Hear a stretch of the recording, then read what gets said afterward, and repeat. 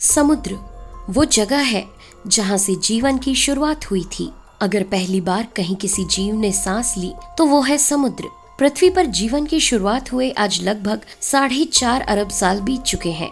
इन 4.5 अरब सालों में इन समुद्रों में न जाने कितने ही अलग अलग प्रकार के जीव आए और चले गए। कुछ के बारे में तो जानकारी मिल सकी, मगर कुछ केवल एक अनछुआ रहस्य बनकर ही रह गए। कई बार समुद्र के आसपास कुछ ऐसे जीव मिल जाते हैं जिनके बारे में पता लगने के बाद भी उनके बारे में हमारे पास कोई जानकारी नहीं होती।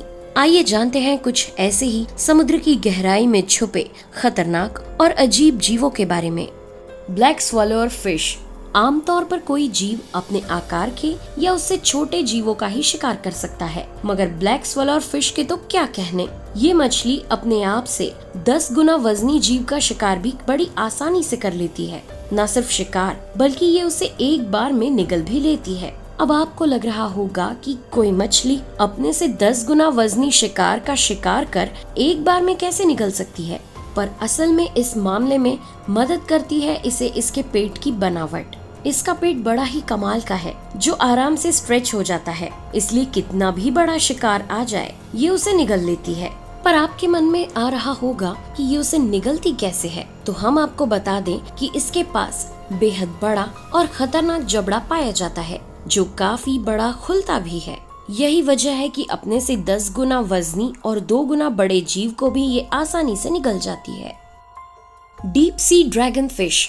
250 से 5000 फीट समुद्र की गहराई में रहने वाली ये खतरनाक मछली ही ड्रैगन फिश कहलाती है। ड्रैगन फिश कहलाने के पीछे का कारण है इस मछली के खतरनाक, नुकीले, शातिर, ट्रांसपेरेंट दांत। आपको जानकर आश्चर्य होगा कि इनके दांत इनके शरीर के आकार की तुलना में काफी बड़े होते हैं। वैज्ञानिकों के अनुसार इसके ये दांत ग्रेट व्हाइट शार्क और पिराना से भी ज्यादा खतरनाक और मजबूत होते हैं, क्योंकि ये नैनो साइज क्रिस्टल से बने होते हैं। वैसे आकार में ये मछली कुछ ज्यादा बड़ी नहीं होती। इसकी ज्यादा से ज्यादा लंबाई 16 सेंटीमीटर तक होती है, मगर अपने गहरे काले रंग और खूंखार दांतों के कारण ये मछली अपने शिकार को डराने में माहिर है। इस मछली को स्केललेस ड्रैगन फिश भी कहा जाता है। इस मछली की खास बात यह है कि इसकी आंखों के नीचे 2 स्पॉट बने होते हैं, जिनमें एक में लाल और एक में नीली लाइट चमकती है।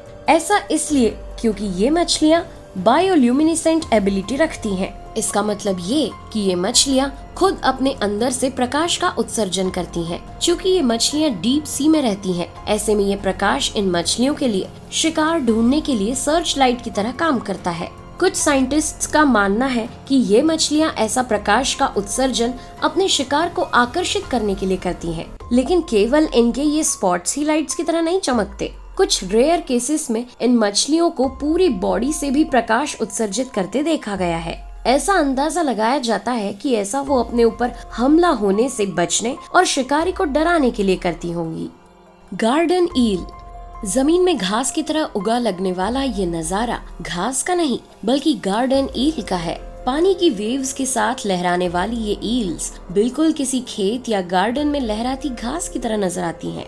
इसलिए इन्हें गार्डन ईल कहा जाता है। अमूमन ये गार्डन ईल्स इंडो पैसिफिक में रहती हैं, पर कुछ प्रजातियां अटलांटिक महासागर और पूर्वी प्रशांत महासागर के गर्म भागों में पाई जाती हैं। इनकी खासियत ये है कि ये जमीन में गहरा गड्ढा खोद कर रहते हैं। जैसे ही इन्हें किसी तरह के खतरे का या शिकारी के आने का आभास होता है, ये तुरंत जमीन में घुस जाते हैं। अक्सर ये ईल्स ग्रुप में ही रहती हैं। ये ग्रुप 50, 100, 500 या 1000 ईल्स का भी हो सकता है। केवल भूख लगने पर ही ये इस गड्ढे से बाहर आती हैं। असल में ये अपने शरीर से म्यूकस का उत्सर्जन करती हैं, जो इन्हें अपने शरीर को घास की तरह जमीन से जोड़े रखने में मदद करता है। ये ईल्स हल्की और पतली होती हैं। वजन भी कुछ खास ना होने से ये पानी के बहाव के साथ हिलोरे खाती हैं। ऐसे में म्यूकस का निकलना इनके लिए बहुत जरूरी और लाभकारी होता है। वैसे तो ये ईल्स काफी अलग अलग रंगों और अलग अलग साइजेस में पाई जाती हैं।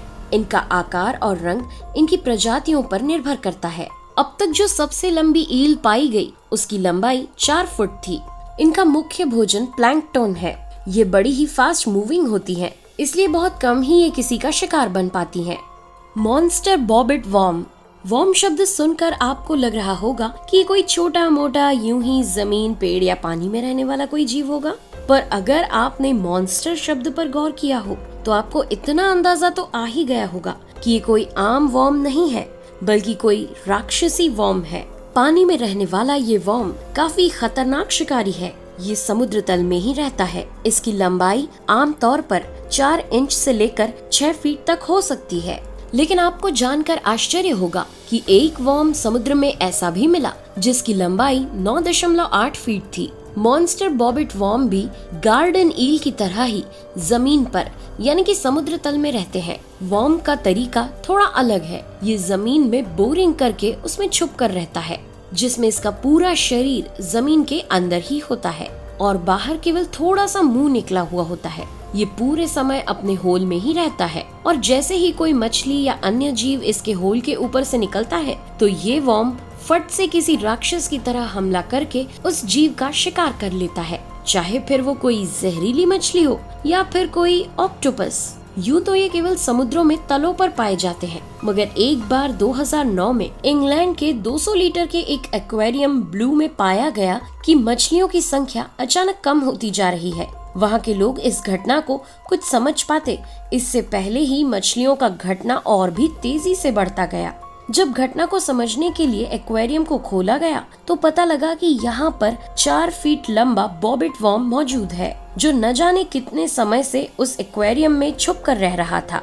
पहले तो जब वो छोटा था तब मछलियों का गायब होना उतना ध्यान में नहीं आ पाया, लेकिन इस बॉबिट वॉर्म के साइज के बढ़ने के साथ साथ इसका पेट और भूख भी बढ़ती गई, जिसके बाद ये ज्यादा स्पीड से मछलियों को निपटाने लगा।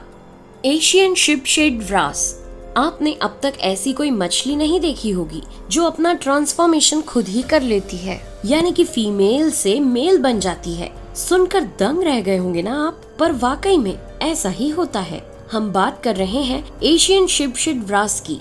देखने में इस मछली का चेहरा हम इंसानों से काफी मेल खाता है। इसके हमारी तरह होठ भी होते हैं। इन मछलियों के मेल फिश फीमेल के मुकाबले आकार में काफी बड़े होते हैं। इनकी लंबाई 3 फुट तक होती है और वजन 12 से 16 किलोग्राम के बीच हो सकता है। अब आती है बारी इस मछली के बारे में सबसे इंटरेस्टिंग फैक्ट की, और वो ये कि जैसे ही ये फीमेल मछली 10 साल की हो जाती है तो इनमें हार्मोनल चेंजेस आने लगते हैं और कुछ ही महीनों के समय अंतराल में ये फीमेल से मेल बन जाती हैं और आकार में पहले से मौजूद मेल फिश की तुलना में भी बड़ी हो जाती है। और अब चूंकि मेल फिश की तादाद बढ़ने से इनमें वर्चस्व की लड़ाई शुरू हो जाती है। एक शिपहेड व्रास में दोनों तरह के सेक्स ऑर्गन्स पाए जाते हैं। है ना ये बड़ा ही अनोखा ट्रांसफॉर्मेशन। ये तो केवल वो जीव हैं जिनके बारे में थोड़ी बहुत जानकारी मिल पाई है। अभी तक तो हमने केवल 5% समुद्र को ही एक्सप्लोर किया है। अभी तो न जाने कितने ही ऐसे समुद्री जीवों से हमारा सामना होना बाकी है। वाकई में ये समुद्र बड़े ही रहस्यमयी है। आपको आज का ये वीडियो कैसा लगा हमें कमेंट करके जरूर बताएं। पसंद आया हो तो लाइक करें और अपने दोस्तों के साथ शेयर करें। फिर मिलेंगे अगले वीडियो में नए टॉपिक के साथ। तब तक के लिए अपनी दोस्त नेहा आगरकर को दे आज्ञा। नमस्कार।